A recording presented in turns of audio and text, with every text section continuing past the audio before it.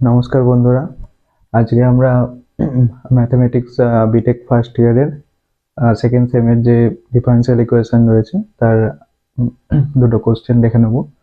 তো প্রথম কোশ্চেনটা হচ্ছে find degree and order of the differential equation. এখানে দেওয়া আছে d2y/dx² plus 2 whole to the power 3/2 equal to x dy/dx। এটা হচ্ছে W 2010-এ। তো এখানে অর্ডার আর ডিগ্রি এই দুটো বের করতে হবে। তো অর্ডার মানে আমরা এটা শুনেছি যে first order derivative, second order derivative. First order derivative মানে dy/dx, সেকেন্ড অর্ডার ডেরিভেটিভ মানে d2y/dx², মানে dy/dx কে আবার x এর রেসপেক্টে আমরা ডেরিভেটিভ করছি। d/dx বাই dy/dx, মানে প্রথমে একবার ডেরিভেটিভ করেছি, আবার x এর রেসপেক্টে যখন ডেরিভেটিভ করছি তখন d2y/dx² আসে। এখন আমাদেরকে যখন আমরা বের করব যে অর্ডার কত, তখন এখানে যে ফ্র্যাকশনটা রয়েছে সেটা আমাদেরকে প্রথমে হাঁটাতে হবে, ঠিক আছে। এখানে বলছে কি, here highest order derivative involved in the given equation is 2। এখানে আমরা দেখেছি যে হাইয়েস্ট অর্ডার ডেরিভেটিভ 2। দেখো এই পাশে কিন্তু 1 আর এখানে হচ্ছে ডবল ডেরিভেটিভ আছে মানে 2। তো এখানে যেহেতু হাইয়েস্ট অর্ডার ডেরিভেটিভ হচ্ছে 2, তাই অর্ডার কিন্তু 2 হবে। আর এখানে পাওয়ার বের করার জন্য আমাদেরকে এই ফ্র্যাকশনটাকে প্রথমে হাঁটাতে হবে, ঠিক আছে। ফ্র্যাকশনটাকে হাঁটানোর জন্য 3/2 আছে, আমরা দুদিকেই স্কোয়ার করে দিয়েছি। স্কোয়ার করে দিলে এখানে 2 কেটে যাবে, এখানে 3 থাকছে, এখানে 2 আছে। তো হাইয়েস্ট অর্ডার ডেরিভেটিভ হচ্ছে d2y/dx², তার উপরে যে পাওয়ারটা রয়েছে হাইয়েস্ট পাওয়ার সেটা হচ্ছে 3, and the power of এত is 3, so degree is 3। ঠিক আছে, বোঝা যাচ্ছে ডিগ্রি কি করে পাচ্ছে। অর্ডার হচ্ছে ডেরিভেটিভ মানে d2y/dx², এখানে কতবার ডেরিভেটিভ করাচ্ছে। আর তার পাওয়ার, পাওয়ার মানে উপরে যেটা রয়েছে, কিন্তু ফ্র্যাকশনে থাকলে চলবে না, ফ্র্যাকশনটাকে হাঁটাতে হবে প্রথমে। ঠিক আছে, আশা করি বোঝা যাচ্ছে যে পাওয়ার এবং অর্ডার কিভাবে বের করতে হয়। এবার পরের কোশ্চেন হচ্ছে, so that 3x plus 4y plus 5 dx plus 4x minus 3y plus 3 dy equal to 0 is an exact equation and hence solve it। বলেছে যে এটা একটা এক্সাক্ট ইকুয়েশন, সেটা প্রথমে প্রমাণ করো এবং তারপর ইকুয়েশনটাকে সিম্পলিফাই করে একটা ইকুয়েশন লিখো। ঠিক আছে, সিম্পলিফাইড ইকুয়েশনটা সলভ করে লিখো। তো আমরা এক্সাক্ট ইকুয়েশন সম্বন্ধে একটু জেনে নিচ্ছি। An exact differential equation is a special kind of first order, এটা কিন্তু ফার্স্ট অর্ডার হবে, ঠিক আছে। ফার্স্ট অর্ডার ইকুয়েশন, অর্ডার কি আমরা আগেই পড়েছি, ফার্স্ট অর্ডার ডেরিভেটিভ, ঠিক আছে। First order equation that looks like, এইরকম একটা ফর্মে থাকবে, ঠিক আছে। m xy এর ফাংশন, তারপর dx প্লাস n xy এর ফাংশন, তারপর dy ইকুয়াল টু 0। দেখো এখানেও কিন্তু এই ফরম্যাটে আছে, কিন্তু এটাই সাফিসিয়েন্ট নয়, এর জন্য আরো কিছু জানতে হবে। It is called exact equation if it comes from a single hidden function f xy such that এরকম। তো এটাকে exact equation তখনই বলা যাবে যখন পুরো ফাংশনটাকে একটা মানে একটা fx এর ফাংশনে আমরা লিখতে পারবো, ঠিক আছে। এবং সেটা fx এর ফাংশনে যদি লিখতে পারি তখন সেটা df/dx equal to m এবং df/dy equal to n হতে হবে, যেখানে m হচ্ছে এখানে দেখো এইখানে m হচ্ছে এই ফার্স্ট পার্টটা আর n হচ্ছে এই সেকেন্ড পার্টটা, মানে এখানে হচ্ছে এইটা m যদি এর সঙ্গে তুলনা করি, আর এটা হচ্ছে n। আশা করি বোঝা যাচ্ছে। এবার হচ্ছে দেখো del f equal to m dx and del f equal to n dy, এবং টোটাল যে f এর ডিফারেন্স সেটা যোগ করলে আমরা এই জিনিসটা পেয়ে যাবো। দেখো m dx plus n dy, এখানেও লেখা আছে an exact differential equation is like finding a function fx where its total change df is exactly equal to given equation এত, মানে টোটাল চেঞ্জটা এর সঙ্গে সমান হবে। এবারে এইটা বোঝা গেল। এবারে দেখো এক্সাক্ট ইকুয়েশন যে কনসেপ্টটা আছে সেটা কিন্তু একটা কনজারভেটিভ সিস্টেমের ক্ষেত্রে সবসময় প্রয়োগ করা হয়। ফিজিক্স এবং ইঞ্জিনিয়ারিং এর ক্ষেত্রে এনার্জি, হিট বা ফোর্স, লজ অফ থার্মোডাইনামিক্সে এইসব ক্ষেত্রে ইকুয়েশন লেখার সময়, বিশেষ করে এনার্জি, হিট, ফোর্সের ইকুয়েশন লেখার সময় এই এক্সাক্ট ইকুয়েশনটা আমরা ইউজ করে থাকি। এবার এটা যেহেতু কনজারভেটিভ ফিল্ড, তাই এখানে কিন্তু পাথ ইন্ডিপেন্ডেন্ট। মানে ধরো তুমি এখান থেকে স্টার্ট করে প্রথমে এক্স এর দিকে গেলে, তারপর উপরের দিকে গেলে ওয়াই। তো এখানে এখানে থেকে এখানে যেতে যে তোমার এনার্জি খরচ হয়েছে, আর তুমি যদি প্রথমে ওয়াই এর দিকে যাও, ঠিক আছে, একই দূরত্ব, তারপরে এক্স এর দিকে যাও, তাহলেও তোমার এনার্জি খরচ কিন্তু সেমই হবে, কারণ এখানে কোনো পাথের উপর ডিপেন্ড করবে না কনজারভেটিভ ফিল্ডের ক্ষেত্রে।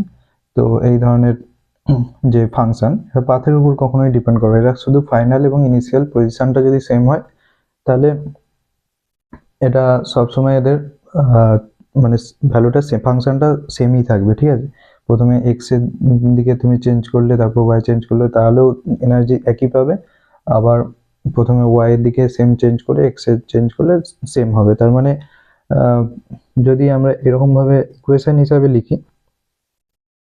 দেখো প্রথমে আমরা এফ যে ফাংশনটা রয়েছে তাকে এক্স এর রেসপেক্টে কতটা চেঞ্জ হচ্ছে সেটা বের করেছি, তারপর সেটাকে আবার ওয়াই এর রেসপেক্টে চেঞ্জ করেছি, মানে del f by del x মানে এক্স এর রেসপেক্টে এফ এর যে চেঞ্জ, আর আবার হচ্ছে ওয়াই এর রেসপেক্টে চেঞ্জ। তো এইটা সমান এইটা আমরা বলতে পারি কি, কারণ প্রথমে এখানে আবার প্রথমে এখানে ওয়াই এর রেসপেক্টে চেঞ্জ করেছে, মানে এখানে চেঞ্জ করেছে, তারপর আবার এক্স এর রেসপেক্টে চেঞ্জ করেছে, তাহলে এই দুটো কিন্তু সমান আসছে, ঠিক আছে। আবার এখানে আমরা এক্সাক্ট ইকুয়েশন মানে আমরা কি লিখেছিলাম, del f by del x equal to m, ঠিক আছে। তাহলে del f by del x এর জায়গায় যদি আমরা এম বসিয়ে দিই, আর হচ্ছে del f by del y আমরা কি জেনেছিলাম, এন। তাহলে এই দুটো যদি সমান হয়, তাহলে এই দুটো সমান হবে, সেই জন্য এক্সাক্ট ইকুয়েশনের জন্য এই দুটো সবসময় সমান হবে। তার মানে এই দুটো সমান হলে আমরা বলতে পারি যে এটা একটা এক্সাক্ট ইকুয়েশন। আশা করি বুঝতে পারছো যে এই দুটো কেন সমান হলে আমরা এক্সাক্ট ইকুয়েশন বলতে পারছি। এটাকে যদি বাংলা কোথায় বা সিম্পলিফাই হিসাবে লিখো, তাহলে this means the changes of m x comma y with respect to y, মানে ওয়াই রেসপেক্টে change need to be equal to change of n with respect to x. এটা বোঝাই যাচ্ছে। এবারে কোশ্চেনটা আমরা সলভ করব, ঠিক আছে, একটা অন্য জায়গায় লিখে রেখেছি।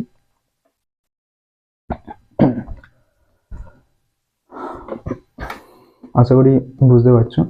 তো এখানে দেখো এর সঙ্গে কম্পেয়ার করে এই ইকুয়েশনে আমরা এম আর এন পেয়ে গেছি। এম হচ্ছে এই পার্টটা, এন হচ্ছে এই পার্টটা। এখন এক্সাক্ট ইকুয়েশন হওয়ার প্রথম কন্ডিশন হচ্ছে del m by del y equal to del n by del x. তাহলে প্রথমে আমরা del m by del y করেছি, ওয়াই রেসপেক্টে ডেরিভেটিভ, মানে ওয়াইটা শুধু ভেরিয়েবল, বাকি সব কনস্ট্যান্ট হিসাবে ধরা হবে, মানে 3x-টাও কনস্ট্যান্ট, 5টাও কনস্ট্যান্ট। কনস্ট্যান্টের ডেরিভেটিভ সবসময় 0ই হয়, আর ওয়াই রেসপেক্ট থেকে ডেরিভেটিভ করলে 4 আসছে। একই রকম ভাবে এনটাকে এক্স এর রেসপেক্টে ডেরিভেটিভ করলেও 4 আসবে। তার মানে এই দুটো সমান, মানে এটা একটা এক্সাক্ট ইকুয়েশন প্রমাণ হয়ে গেছে। এবার এক্সাক্ট ইকুয়েশনের ক্ষেত্রে আমরা আরো একটা জিনিস জানি কি, মানে এটা একটা কনজারভেটিভ ফিল্ডে ক্ষেত্রেই এক্সাক্ট ইকুয়েশনটা অ্যাপ্লাই হয়, আর সেখানে কি হয়, পাথ ইন্ডিপেন্ডেন্ট, তাই জন্য প্রথমে এক্স এর রেসপেক্টে চেঞ্জ করে তারপর ওয়াই রেসপেক্টে চেঞ্জ, আবার প্রথমে ওয়াই রেসপেক্টে চেঞ্জ করে এক্স এর রেসপেক্টে চেঞ্জ, দুটোই সমান হবে, ঠিক আছে। এতটা বোঝা গেল। তার মানে del f by del y equal to n, কারণ del f by del x এটা এক্সাক্ট ইকুয়েশনের ক্ষেত্রে এটাকে এম ধরা হয়, তাহলে ওখানে হচ্ছে del f by del y কে n, del f by del ওয়াইটাকে এম, আর ডেল এফ বাই ডেল এক্সটাকে এম।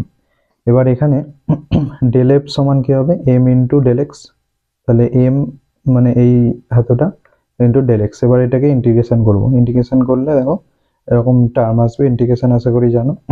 টার্ম আসার পরে এখানে একটা কনস্ট্যান্ট আসবে, কিন্তু কনস্ট্যান্টটা আমরা একটা ওয়াই এর ফাংশন হিসেবে আপাতত লিখে রেখেছি।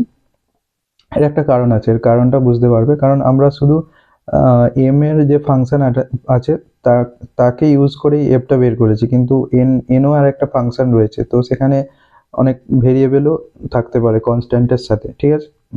কারণ এখানে আমরা শুধু ডেল এক্সটাকেই ধরেছি, দেখো এখানে কিন্তু মানে ওয়াই রেসপেক্টে কোনো ইন্টিগ্রেশন করিনি বা ডেরিভেটিভও করিনি, তাই এখানে কোনো একটা ফাংশন থাকবে। তো আমাদেরকে ডেল ওয়াই মানে ওয়াই রেসপেক্টেও একটা চেঞ্জ আমাদেরকে আনতে হবে, তবে ইকুয়েশনটা পূর্ণ হবে। কারণ এটা এফটা শুধু এক্স এর রেসপেক্টে আমরা বের করেছি, তাই এখানে কনস্ট্যান্ট যেটা আমরা লিখছি সেখানে অনেকগুলো ওয়াই রেসপেক্টে ফাংশন থাকতে পারে। তো সেটা ডিটারমাইন করার জন্য আমরা কি করছি, ডিফারেন্স মানে ডিফারেন্সিয়েট করছি, মানে এটাকে ডেরিভেটিভ করছি উইথ রেসপেক্ট টু ওয়াই, মানে এই তিনটাকে আবার ওয়াই রেসপেক্টে ডেরিভেটিভ করছি, ঠিক আছে। এক্স এর রেসপেক্টে প্রথমে ইন্টিগ্রেশন করেছি, আবার ওয়াই রেসপেক্টে তারপরে ডেরিভেটিভ করছি। ডেরিভেটিভ করলে কি হবে, এক্স এর যে টার্মগুলো সেগুলো 0 হয়ে যাবে, ওয়াই এর রেসপেক্টে এটাকে ডেরিভেটিভ করলে 4x। এখানে এইচ ড্যাশ ওয়াই হিসাবে এটা লিখছি, ঠিক আছে। এবার del f by del y মানে আমরা কি লিখেছিলাম, এন। তাহলে এন এর ভ্যালুটা আমরা এখানে বসিয়ে দিলাম। তাহলে 4x plus h dash y, তাহলে এইচ ড্যাশ ওয়াই এর ভ্যালু এটা হচ্ছে -3y প্লাস 3, আশা করি বুঝতে পারছো, কাটাকুটি করে এটা আসছে।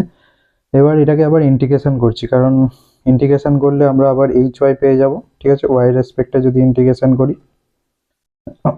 এটা ওয়াই রেসপেক্টে ইন্টিগ্রেশন করেছে, ঠিক আছে। তাহলে এখানে হচ্ছে তোমার এটা আসবে ইন্টিগ্রেশন করলে ওয়াই রেসপেক্টে। এবার এইচ ওয়াই এর ভ্যালুটা আমরা আবার 3 এ বসিয়ে দেবো, ঠিক আছে। এটাকে আবার এখানে বসিয়ে দিচ্ছি, পুটিং এইচ ওয়াই ইন 3।